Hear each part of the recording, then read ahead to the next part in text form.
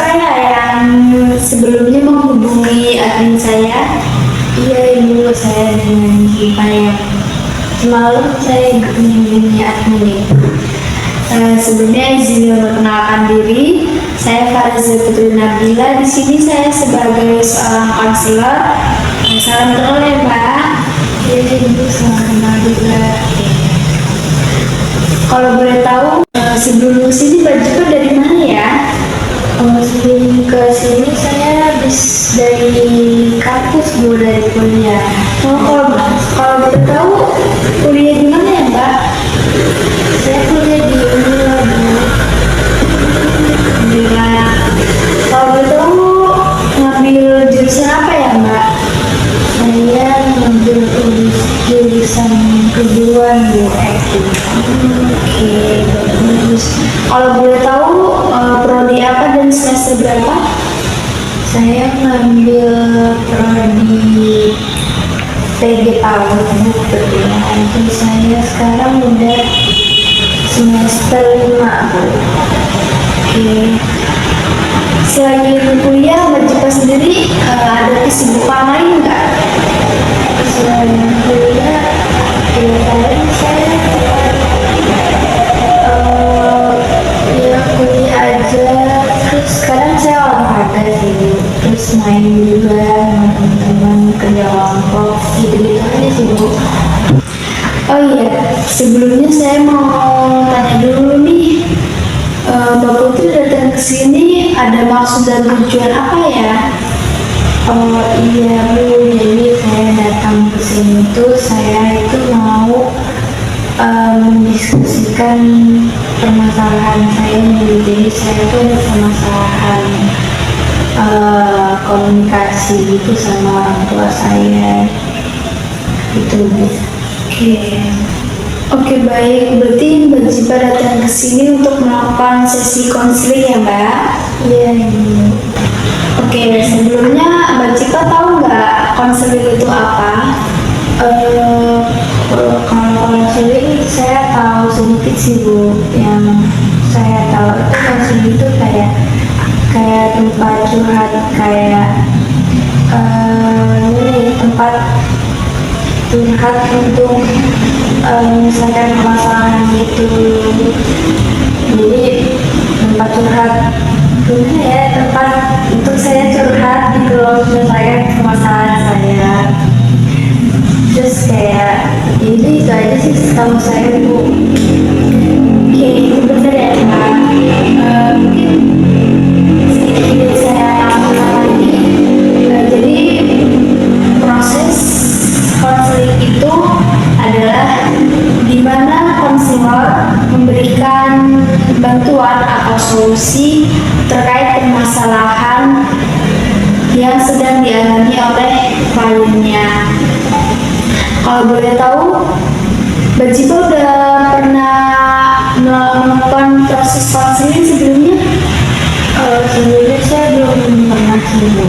Ini belum pernah lagi. Mungkin sebelum kita mulai, saya akan menjelaskan beberapa asas-asas yang perlu Mbak Jipa ketahui ya Mbak. Yang pertama yaitu ada asas kerahasiaan, di mana semua yang Mbak Jipa ceritakan ke saya itu akan saya simpan sendiri, tidak akan saya berikan kepada orang lain. Tapi jika itu membahayakan diri Mbak Jipa ke orang lain, mungkin saya akan laporkan ke pihak yang terkait atau pihak yang berwajib.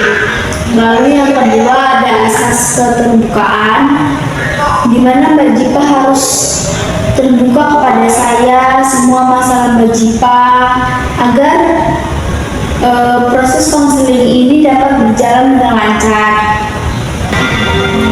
Yang ketiga yaitu ada asas kesukarelaan, di mana Mbak Jipa datang ke sini dengan kesukarelaannya sendiri atau tanpa paksaan orang lain. Sebelumnya saya mau nanya, Mbak Jipa datang ke sini atas kemauan sendiri atau atas paksaan orang lain? Saya datang ke sini atas kemauan diri saya sendiri. Oke, selanjutnya saya mau kasih tahu kalau dalam proses konseling ini kita memerlukan waktu 20 menit sampai 30 menit ya Mbak. Apakah Mbak Jipa bersedia? Oh, saya bersedia. Oke, bisa kita mulai ya Mbak.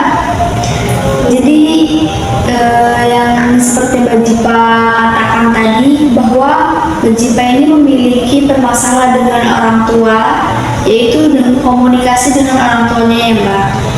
Iya. Mungkin bisa diceritakan lebih lanjut bagaimana permasalahannya?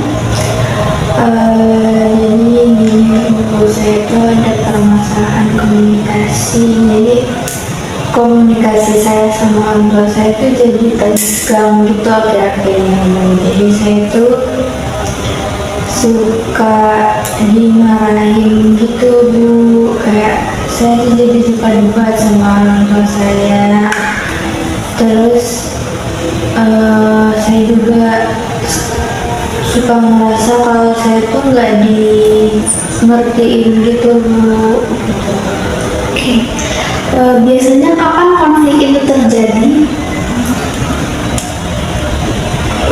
Kalau konflik itu biasanya kayak pas misalkan saya mau pergi main itu biasanya konflik itu terjadi. Apa yang Ibu Mbak Jipa katakan saat Kayaknya kurang kayak itu pendidikan sebenarnya belum dari gimana ya? kapan biasanya konflik itu terjadi?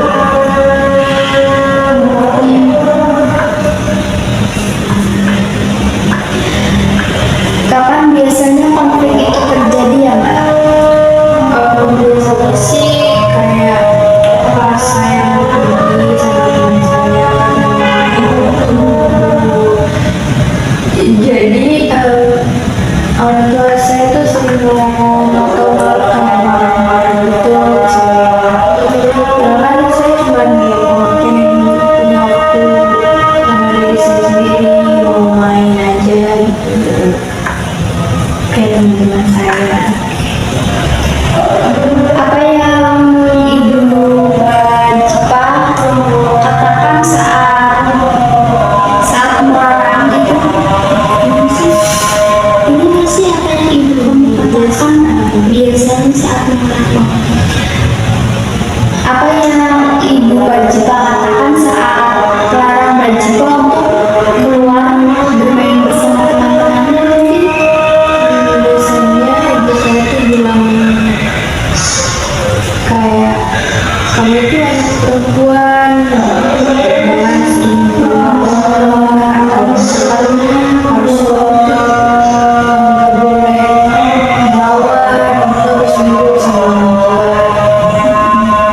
Lalu Mbak Jipa merespon hal itu dengan cara apa? Biasanya saya jadi marah gitu karena gitu. Terus saya juga kadang gitu dan pada akhirnya saya juga kadang jadi merasa bersalah. Oke, di sini saya akan memperkenalkan teori analisis transaksional yang mungkin cocok untuk permasalahan yang sedang Mbak Jipa alami ya. Dalam analisis transaksional ini ada tiga ego stage. Yang pertama ada parent, yang kedua ada adult, dan yang ketiga ada child. Tadi Mbak Jipa bilang kalau orang tua Mbak Jipa ini sering menggunakan nada tinggi saat berbicara kepada Mbak Jipa, betul? Iya. Nah, berarti Ibu Mbak Jipa ini sedang menggunakan ego parents kritis ya. Nah, saat Mbak Jipa marah atau merasa bersalah, itu berarti Mbak Jipa ada di ego child pemberontak atau child takut. Oh jadi saya sering merasakan itu juga. Oke, biasanya komunikasi akan lebih efektif kalau kita berbicara dari ego dewasa atau adult ke adult supaya lebih tenang dan saling mengerti. Sekarang kita coba latihan ya Mbak menggunakan teknik role play di mana saya akan berperan sebagai ibunya Mbak Jipa dan saya akan berbicara seperti ibunya Mbak Jipa yang biasanya dan Mbak Jipa coba jawab dengan lebih tenang atau menggunakan ego dewasa ya Mbak. Oke, kita mulai ya.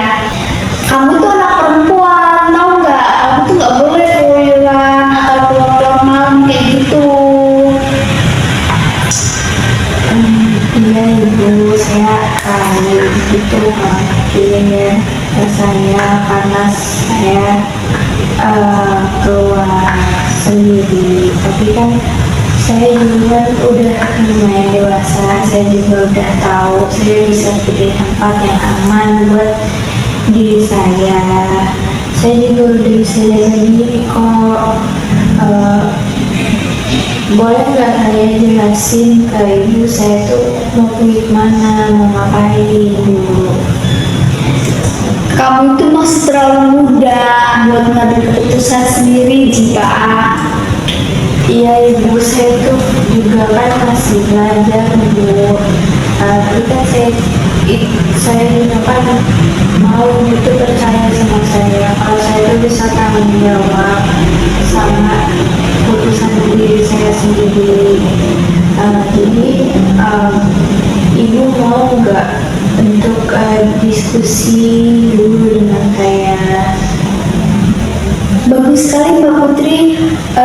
Sekarang bagaimana perasaannya setelah berbicara menggunakan ego dewasa? Awalnya agak gugup sih ya Bu kalau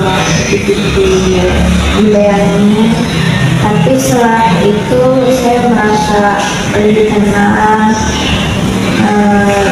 Terus juga saya jadi nggak kepingin marah atau bantah lagi ke orang tua saya. Nah, itu dia Mbak Jipa. Jadi kunci dari konseling analisis transaksional ini adalah sadar ego mana yang kita pilih, lalu milih ngomong dari ego dewasa.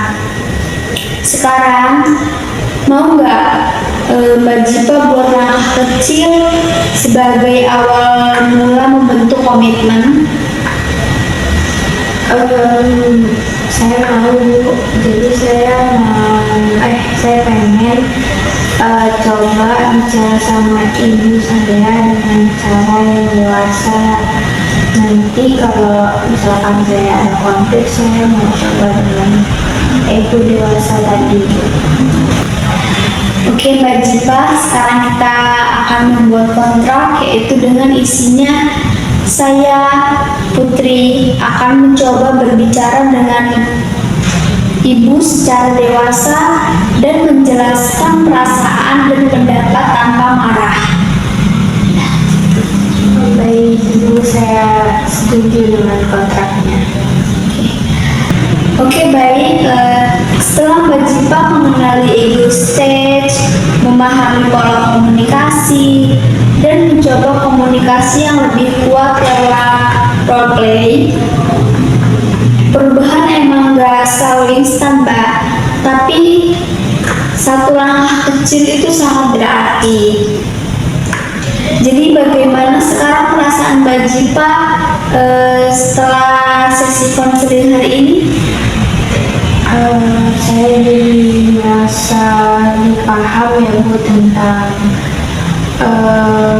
komunikasi tadi, gimana caranya biar lebih dewasa. Terus tadi juga biar saya lebih optimis ya Bu ke depannya. Oke Bu, mungkin saya mau mengucapkan terima kasih banyak ya Bu sudah mau membantu saya di dalam sesi konseling ini. Oke Mbak Jipa, sama-sama ya, senang bisa membantu Mbak Jipa untuk menyelesaikan masalahnya. Mungkin untuk perkembangan Mbak Jipa selanjutnya bisa komunikasi dengan saya ya Mbak, atau lewat admin ya. Iya. Oke. Oke, baik Ibu. Oke, mungkin saya izin pamit ya.